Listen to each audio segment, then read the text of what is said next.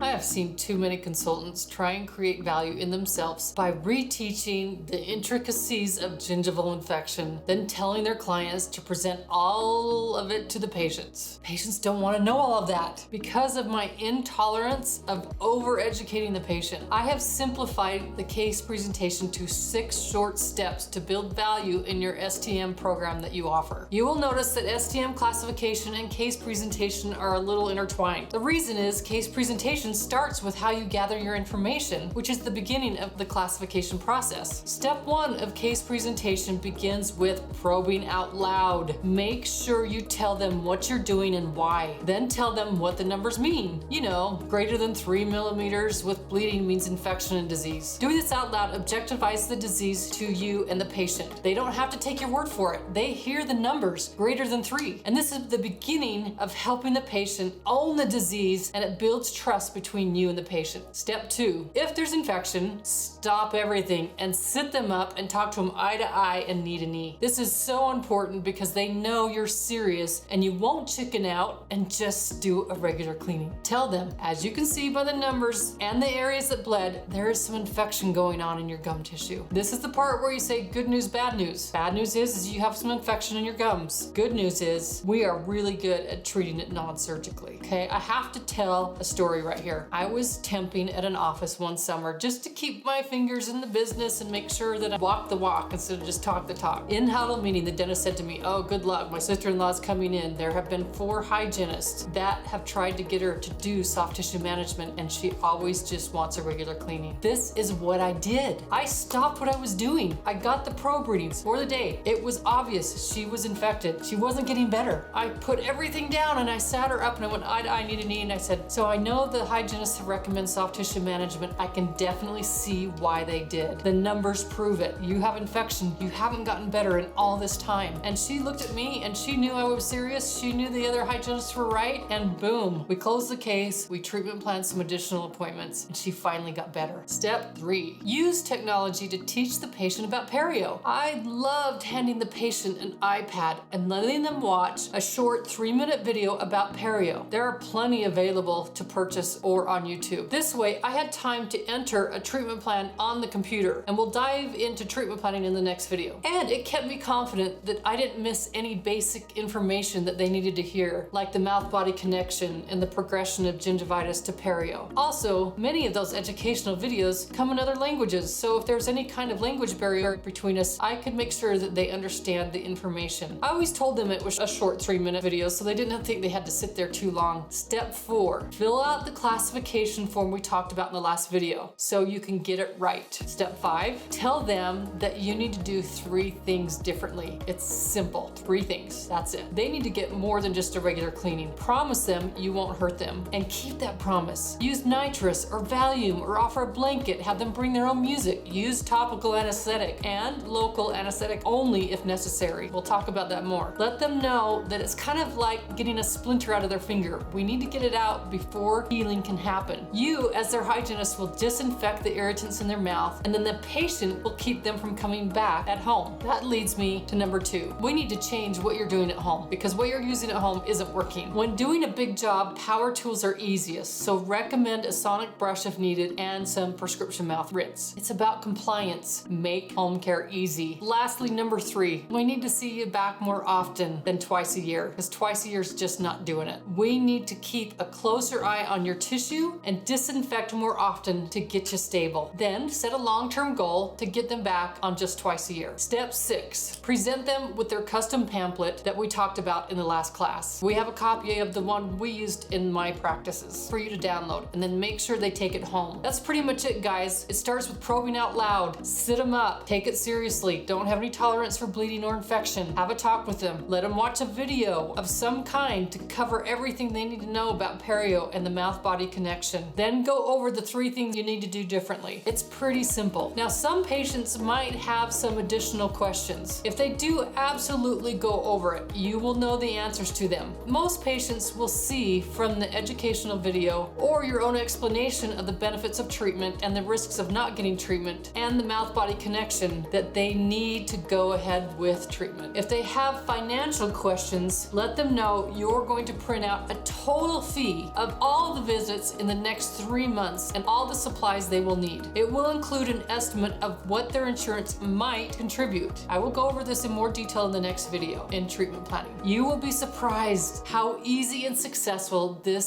6-step system is. That's it, guys. If you have any questions about case presentation, please feel free to shoot me an email.